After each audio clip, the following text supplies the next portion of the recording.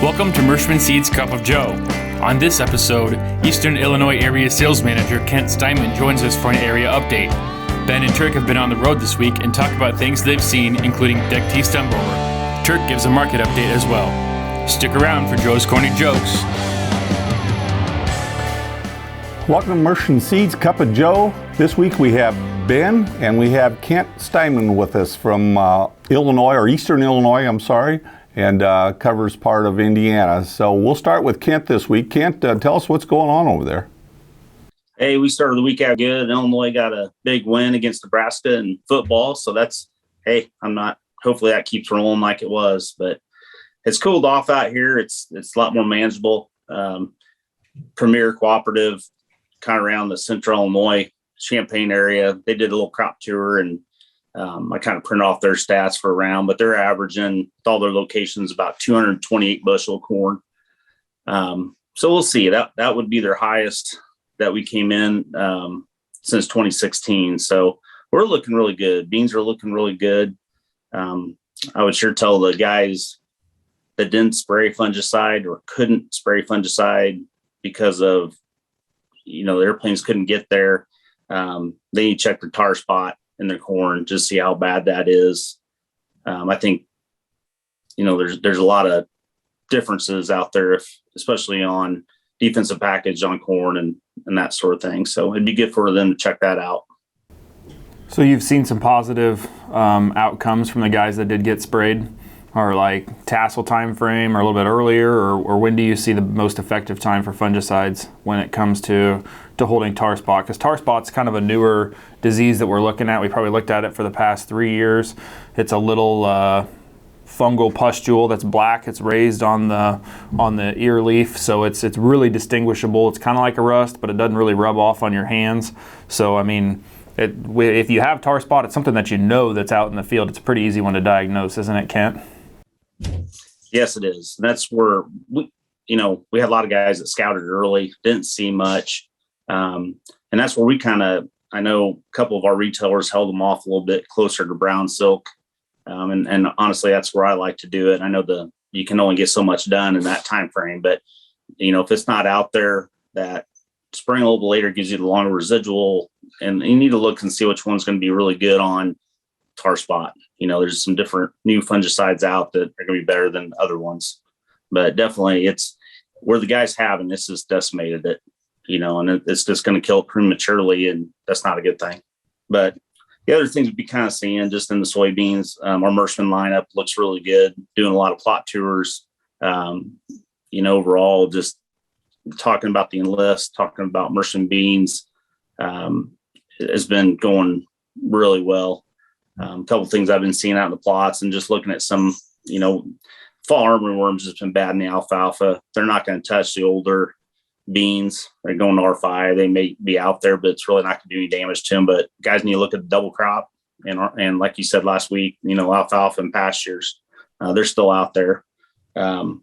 Stink bugs, and bean leaf beetles are out. They're just going to chew on the pods, and depending on how bad those stink bugs are, they need to look and see, they will do some damage. I've sprayed a field a couple years ago that stink bugs were really bad.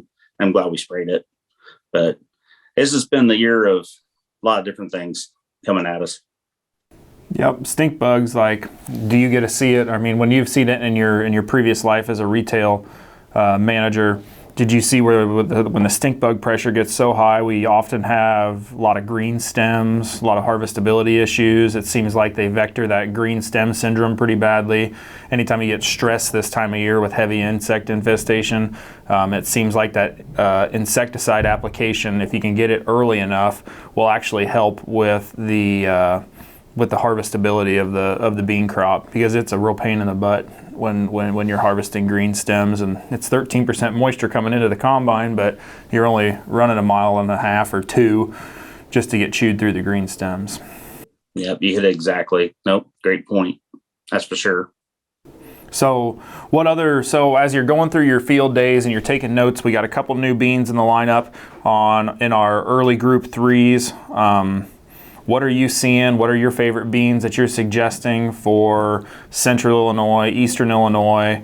some of the best dirt, some of the more variable dirt that maybe not be as productive? What are you seeing, and what do you like about the lineup this year? I'm really excited about McKinley. That being was, I really liked it last year. It just looks phenomenal this year going into it. I want to keep that on the better black soils, the higher yielding ones. What I'm telling guys on the Jefferson, if it's a little tighter, a little tougher soil type, I'd probably go lean towards the Jeffersons, and they look really good. Both pretty much have the same height, not changing too much on that on the beans. And then you get a little bit, that's McKinley's a group 3-2, Jefferson's going to be a 3-3. If you get to a little bit later in that 3-7 to 3-6 range, I still like Monroe's on the good black soil type. That's a great defensive bean. It can yield. A little bit on the tougher is going to be the Kennedys. They've been in our lineup for a couple of years now, but those still are my top two. I do go north a little bit in some areas, the Apaches, the 2.7 and Arthur's, the new 3.0, those look really good. Apaches they just have done well last 2 years. It'll be interesting to see how these Arthurs come out. They're a little bit shorter, but they're potted well. I'd have to agree with that completely. Any other comments on what things look like in Eastern Illinois? No, beans are starting to change. We're getting close. We got some 2.7s that we're probably a couple weeks away from getting out that they planted early. Have one farmer down by Broadlands that he's itching to go, and usually gets going early. I think some of this 108, 109 day may surprise some guys. They need to, if they got some early corn out there, they need to be checking it and just kind of seeing where they're at. Do things seem like they're a little bit ahead of normal for you this year, Kent? On this corn harvest especially? I think we're about right. I mean, with the beans where they're at, corn where they're at, I think we're sitting pretty good. If guys just want to get rolling by the middle of September, at least we're not starting into August. If we're starting into August, that's a bad thing, right? So we're starting to, I would say by the middle of September, some guys are going to get going. We'll be in full swing by, surely the 4th week of September for sure. But we're still a few weeks away yet from really hitting it hard. Yeah. Our combines sitting in the yards and in the shops getting worked on and ready to go. Yep. Just had one make comment. Should have been getting this ready in January, and I'm doing it now. So at least it's cooler. So one of the things, I guess, that we talked about before we aired here, we were talking about, all three of us, that kind of affects the state of Illinois. The Crop Central Bulletin from the University of Illinois put a publication out on Thursday that was asking growers to go out and sample their fields and start doing dectes stem bore counts. We've kind of talked about that on the show. We usually talk about it once or twice a year. And the dectes stem bore is a pest that will actually burrow into, it's a larva. Its most damaging state is in the larval state. It actually is a fly, but its most damaging state as a larva will climb up one of the nodes of the soybean plant, and right underneath the node it will burrow a hole, and then it will cannibalize the pith and work its way all the way down, and it'll actually kill the soybean from the inside out. It causes harvestability issues if it gets in late. At the very least, at the very most, it can kill the plant prematurely, which hurts yield for sure. One of the hardest parts about it, it's kind of like the soybean gall midge. It's hard to control because once it's inside the plant, there's nothing that growers and retailers can do to control that plant. So I think we're probably going to see, if the University of Illinois is asking for population updates and figuring how far that product may move north, maybe they're starting to think about trying to find different ways to control this pest, or maybe to have some more studies on the dectes stem borer, because it is a problem that is increasingly growing from the south, moving its way north. We see it in Illinois. Or we see it in Missouri. In some of my travels, it's pretty consistent halfway between here and St. Louis. There's about a cutoff line, but those bugs just seem to work their way north. Yeah, we've seen them in Nebraska. It seems like they want to follow the rivers a little bit. I'm not sure what that is. Maybe that's probably what Illinois is trying to figure out as well. But have you seen anything in your area at all, Kent? We haven't yet. So hopefully it stays that way. Yep. That's right. That's a nasty bug. Yep. So if you're a farmer in Illinois and you're watching the program, I encourage you to go to the Crop Central Bulletin that the University of Illinois has. Fill that out. They're asking you to split 25 plants in a field that has had history of dectes stem borer before. And what they're looking for you to do is, submit on a piece of paper on how many dectes you see, because now is a good time to get out in the field and scout for the problems that you have for next year and some of the ways you may be able to manage the problems that we have. So, Turk, what do you got this week? This week, I was just going to talk a little bit about a couple things that I picked up. USDA announced that they're going to have a post-application nitrogen endorsement on the crop insurance for next year. They're encouraging everybody to split applied nitrogen, and if you do that and you can't get in to get your nitrogen applied that second application, then you'll have additional level of coverage for that. So that's something new. They also changed the rules on cover crops for next year, that if someone does have to take preventive planting and they put in a cover crop, then they can actually hay, graze, chop, or anything with that cover crop at any time without any penalty, still and receive 100% of their preventive plan payment, which is a change and a good change. So couple things there.